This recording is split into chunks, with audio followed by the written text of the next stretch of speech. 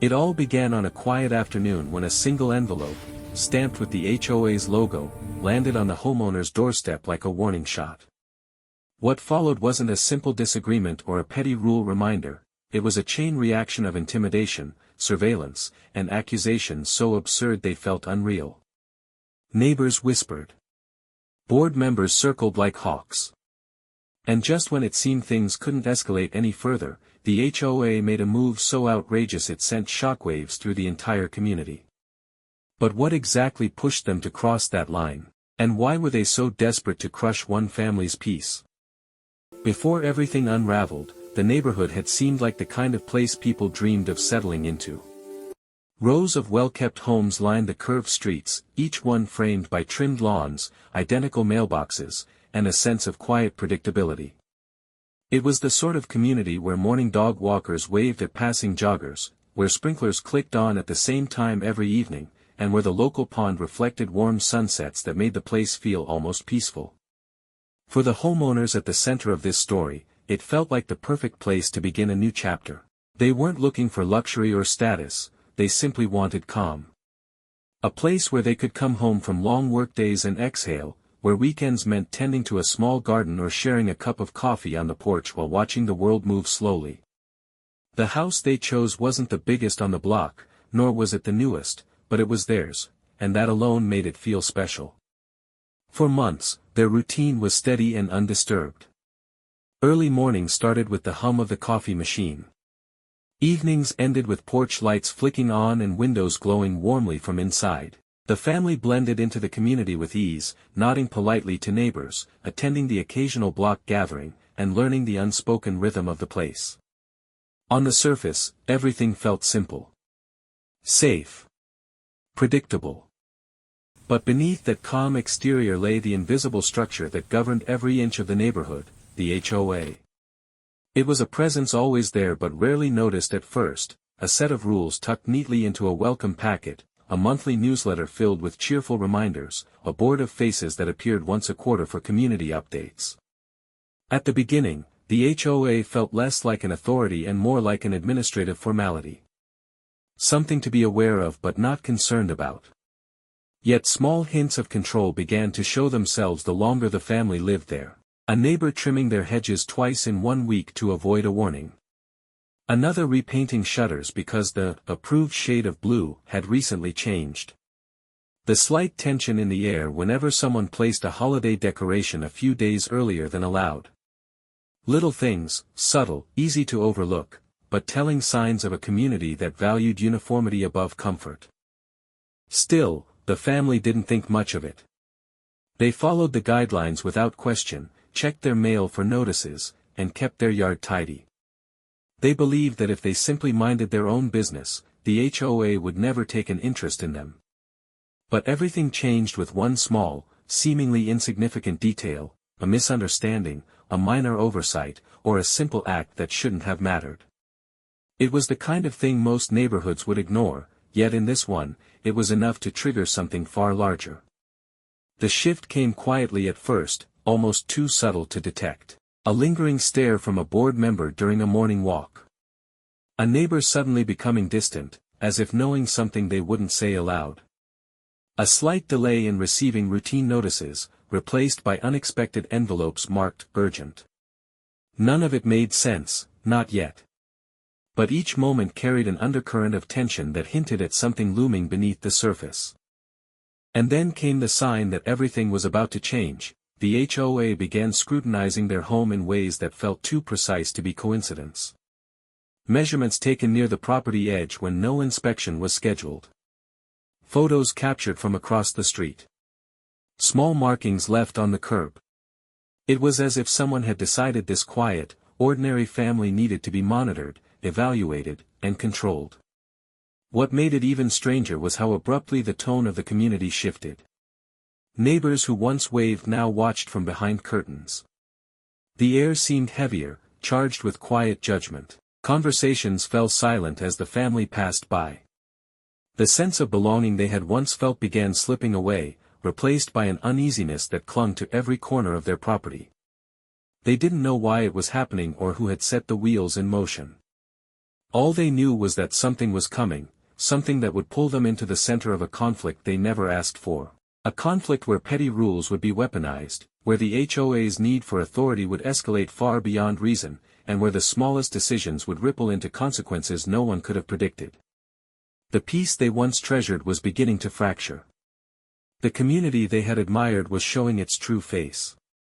And the first step toward the storm ahead had already been taken. They just didn't know it yet. The first official sign that something was wrong arrived in the form of a notice folded so sharply it looked like it had been prepared with intent. It claimed the family's trash bins had been left out too long, a violation that carried a warning and a request for corrective action. It would have been nothing more than an annoyance, except the bins had been brought in on time. The family knew it, and the neighbors knew it. But the notice insisted otherwise. And beneath its formal wording lay something much more unsettling, a hint that someone had been watching closely enough to challenge even their most routine habits. Within days, the next notice appeared. This time it accused them of improper landscaping, citing the height of a hedge that had grown less than an inch above regulation. The number seemed so absurd that at first it almost felt comical. But the HOA wasn't laughing. The letter included a photo of their yard taken from an angle that made the hedge appear dramatically larger than it was, a manufactured illusion.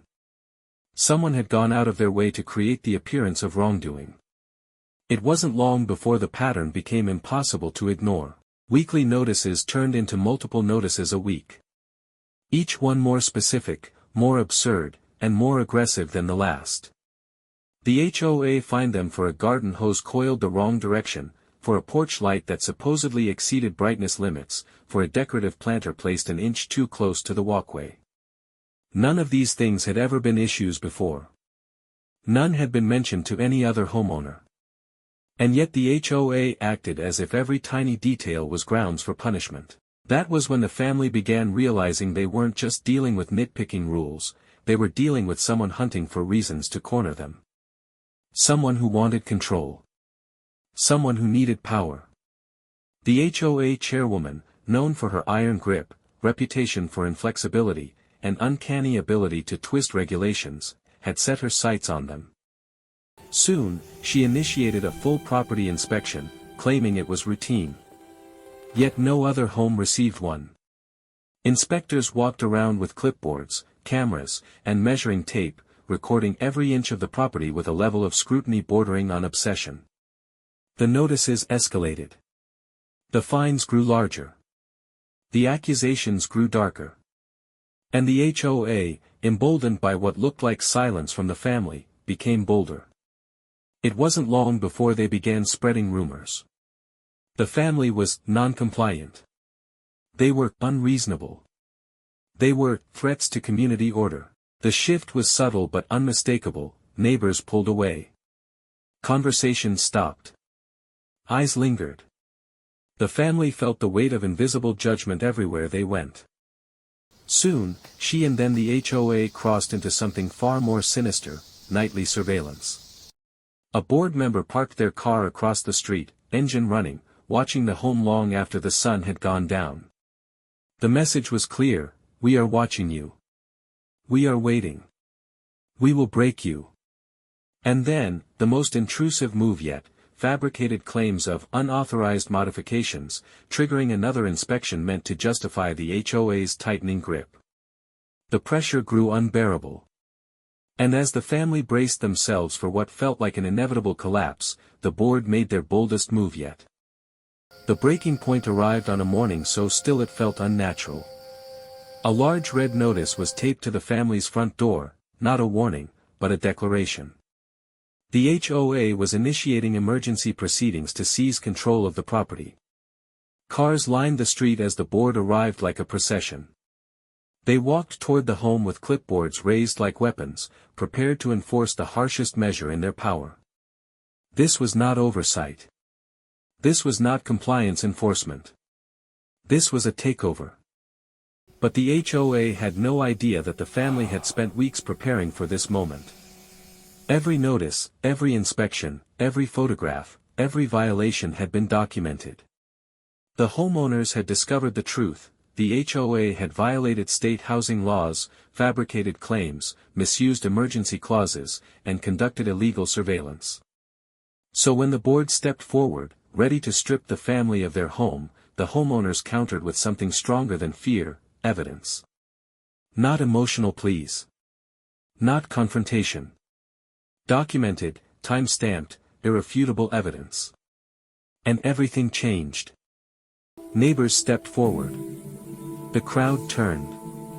The community that had once feared the board suddenly saw the truth: the authority they obeyed had been built on intimidation, not legitimacy. The board, once so confident, faltered. The leader's expression shifted from triumph to panic. The HOA had overplayed their hand. The power they had wielded so freely evaporated in an instant. And as the neighborhood watched the board retreat, shaken and exposed, one chilling question settled over the street like a shadow: if this was the breaking point, what would the fallout look like when the dust finally settled? Close-up of the original HOA envelope, now stamped void, lying next to a small stack of Maya's police documents on a clean table. The tension of the past is over, peace restored, and the family finally has their home back.